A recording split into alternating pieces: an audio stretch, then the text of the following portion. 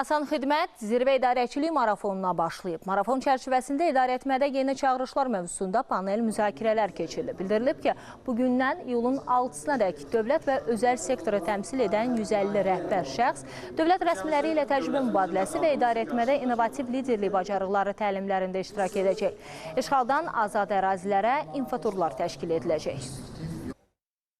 Bugün Ulu Öndərin 102-ci illiyi münasibəti ilə eyni zamanda Cənab Prezidentin sərəncamı ilə müəyyən olmuş Konstitusiya və Suverenlik ili münasibəti ilə Asan Xidmət tərəfindən zirvə marafonunun açılış tədbiri oldu.